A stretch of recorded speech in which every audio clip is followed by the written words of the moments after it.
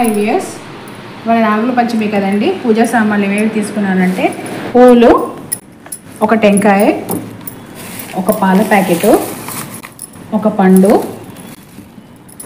ఆరతి ఇవ్వడానికి ఒక కంచుడు, దీపం ముట్టేయడానికి పూజించుకున్న ఇంకొక కంచుడు, 2 కంచులు పెట్టుకున్నాను. ఆరతి కప్పురం ఒక 4 ఆరతి కప్పురం పేపర్లోనే కట్టేసుకున్నానండి. అన్నీ ఈజీగా తీసుకొని చేసుకోవడానికి ఉంటుంది, ఎందుకంటే పుట్ట దగ్గర చాలా రష్ ఉంటుంది కదా. పుట్ట మీద వేయడానికి ఈ వస్త్రాలు ఇలా 5 తీసుకోవాలండి. 5 తీసుకున్నాను. 5 వేసేస్తాను. 2 ఇంటికి తెచ్చుకుంటాను. ఒకటి పుస్తకం కట్టుకోవడానికి, ఇంకోటి ఏమో దీపం వెలిగించడానికి దూది, ఒత్తులు అనమాట. ఇది కూడా పొట్లం కట్టేసి బుట్టలో పెట్టేసుకోవడమే. కొద్దిగా కుంకుమ, జొన్న పేలాలు ఒక ప్యాకెటు, పసుపు,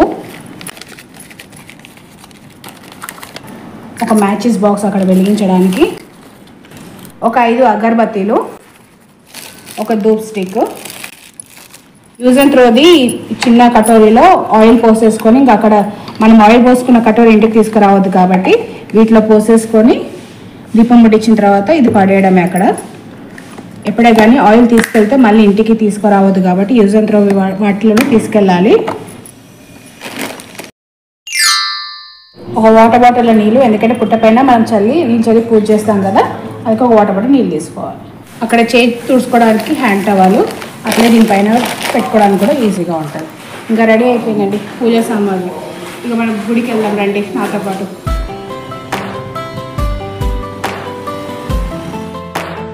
ఇక గుడి వచ్చేసిందండి.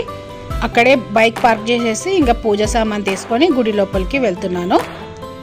ఈ నాగదేవత గుడి ఎక్కడో కాదండి, హ్యాబిట్స్ దగ్గర నిజాం కాలేజ్ లోపల ఉందండి పుట్ట.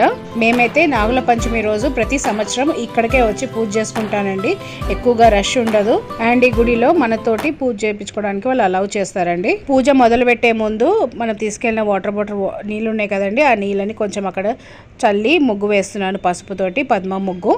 ఈ ముగ్గుని బంధించాలి కాబట్టి 4 వైపులా గీతలు గీసేసుకొని పసుపుతోటి, అట్లనే మధ్యన సైడ్లలో అంతా కుంకుమతోటి బొట్లు లాగా పెట్టేసుకున్నాను. ఆ ముగ్గు మధ్యన తీసుకెళ్ళిన మట్టి కంచుడు ఉంది కదండి, ఆ ముగ్గు మధ్యన పెట్టుకొని తీసుకెళ్ళిన ఒత్తు పేనేసి ఆ కంచుల్లో వేసుకున్నాను. వేసుకున్న తర్వాత ఆ యూజ్ అండ్ త్రో దాంట్లో ఆయిల్ తీసుకెళ్ళాను కదా, ఆ ఆయిల్ ఆ కంచుల్లో పోసుకొని ఇంకా ఒత్తు ముంచి దానికి కూడా నూనె పట్టించేసిన తర్వాత పూజ కోసం తీసుకెళ్ళిన పువ్వులు, ఒక పువ్వు ఈ మట్టి కంచుడు దగ్గర పెట్టానండి దీపం దగ్గర. మిగిలిన పువ్వులు అన్నీ నాగదేవత విగ్రహాల పైన, పాదాల దగ్గర, పుట్ట పైన అంతా పెట్టేసుకున్నానండి. ఆ పువ్వులంతా తీసుకెళ్ళిన పువ్వులన్నీ.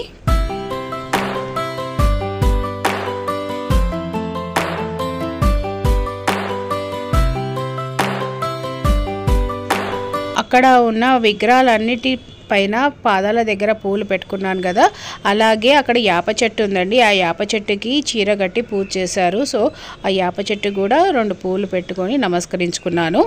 ఇంట్లో 5 దూది వస్త్రాలు రెడీ చేసుకొని తీసుకెళ్ళాను కదా, ఒక్కొక్క విగ్రహం పైన, అమ్మవారి విగ్రహం పైన ఒక్కొక్క వస్త్రం పెట్టానండి.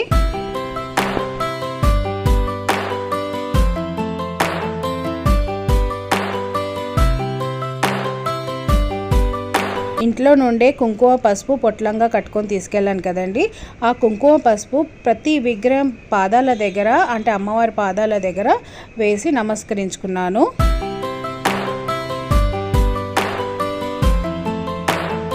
పుట్ట దగ్గర రెడీ చేసి పెట్టుకున్న దీపము ఇంకా వెలిగించానండి. ఒక యాపిల్ పండు తీసుకెళ్ళాను కదండి, అది అక్కడ అమ్మవారి దగ్గర నైవేద్యంగా పెట్టాను. తీసుకెళ్ళిన ధూప్ స్టిక్ వెలిగించుకున్న తర్వాత ప్రతి నాగమ్మ దేవత విగ్రహాల దగ్గర ధూపం చూపించానండి. అక్కడ పక్కకు ఉన్న కంచుల్లో ఆ ధూప్ స్టిక్ పెట్టేశాను. అలాగే తీసుకెళ్ళిన అగరబత్తులు కూడా వెలిగించుకొని ధూపం చూపించాను. చాలా వరకు అక్కడ భక్తులందరూ పోలేలు, పరమన్నము నైవేద్యంగా వండుకొని అమ్మవారికి నైవేద్యం ఎక్కించారు. కానీ మా ఇంట్లో మాత్రం మా వంతన లేదండి. టెంకాయ కొట్టి పాలు పోసి పేలాలు వేసేసి వచ్చేస్తాము. సో నేను ఏ విధంగా మా అత్తగారు చేస్తారో ఆ విధంగానే చేశాను. నైవేద్యంగా తీసుకెళ్ళిన జొన్న పేలాలు అమ్మవారికి సమర్పించాను.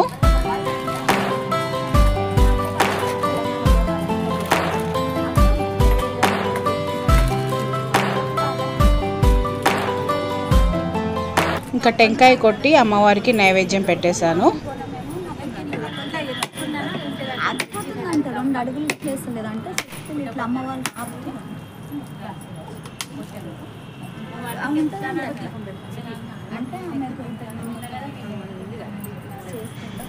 గుళ్ళో ఉన్న వాళ్ళు మాకైతే పాల ప్యాకెట్ కత్తెరతో కట్ చేద్దామా అని చెప్తే సరే అనేసి బైక్ కీస్ తోటి ఆ పాల ప్యాకెట్ కట్ చేసి అమ్మవారికి అన్ని విగ్రహాల పైన అభిషేకం చేశాను పాలతోటి.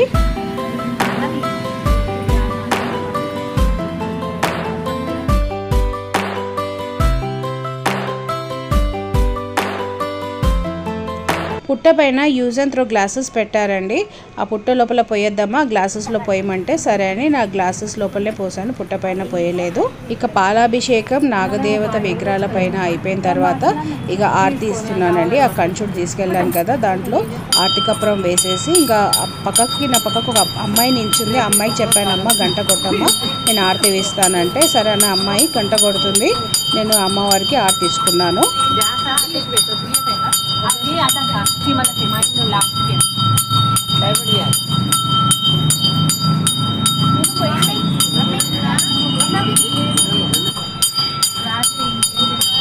ఇంకా ఆరతి చుట్టూ నీళ్ళతోటి 2 సార్లు తిప్పేసి ఇంకా దేవుడికంతా నీరాజనం ఇచ్చేసాను. నేను కూడా ఆరతి తీసుకున్న తర్వాత రండి మీరందరూ కూడా ఆరతి తీసుకోండి. నాగమ్మ విగ్రహాల దగ్గర కుంకుమ పసుపు వేసాను కదా, అది బొట్టుగా పెట్టుకున్నానండి నుదుటకి. అలాగే నమస్కరించుకొని నాగమ్మ పుట్టపైన వేసిన జొన్న ప్యాలాలు కొద్దిగా ప్రసాదంగా ఇంటికి తీసుకుందామనేసి ఇంటికి తీసుకురావాలి కాబట్టి ఆ ప్యాకెట్లో వేసుకున్నాను. అలాగే 2 వస్త్రాలు తీసుకున్నాను. గుడి నుంచి వచ్చిన తర్వాత ఏమేమి ప్రసాదంగా ఇంటికి తెచ్చానో మీకు చూపిస్తున్నాను. ఒక ట్రే తీసుకొచ్చిన కొబ్బరికాయ, ఒక పండు, అలాగే వస్త్రము, ఇంకా పుట్టపేలాలు. ఈ పుట్టపేలాలు మాత్రము మనము నిల్వ చేసి ఉంచుకోవాలండి. వినాయక చవితి వరకు ఉండాలి ఇంట్లోనే. ఎందుకంటే ఆ రోజు సాయంకాలము పెద్దలు నోట్లో వేసుకోవాలి అనేసి అంటారు. లేకుంటే పూజ అయిపోయిన వెంటనే ఆ పుట్టపేలాలు మనము తినాలి ప్రసాదంగా. దాని గురించి ఇంకొక వీడియోలో మేము వివరిస్తాము ఎందుకోసం అనేది. మీకు మా వీడియో నచ్చినట్టయితే లైక్, షేర్, సబ్స్క్రైబ్ చేయండి. ఒక వస్త్రం ఎవరికన్నా ఇవ్వచ్చు. ఈరోజు కుదరని వాళ్ళు ఉంటారు కదా ఇంట్లో, వాళ్ళ కోసం తీసుకొని రావచ్చు. ఈ వస్త్రము మంగళసూత్రానికి కట్టుకోవాలండి. ఇవాళ శుక్రవారం కాబట్టి సూత్రాలు బయటికి తీయొద్దు. సో నేను ఇక్కడ తాడు కట్టి చూపిస్తున్నాను ఎలా కట్టుకోవాలో. ఒక ముడి వేసేసుకోవాలంతే. ఈ లూది కాబట్టి దీన్ని ఇట్లా ప్రెస్ చేసేస్తే దీనికి వచ్చేస్తుంది. ఈ కట్టుకున్న దానికి కొద్దిగా కుంకుమ, కొద్దిగా పసుపు ఇది లోపలికి వేసేసుకోవాలి అంతే.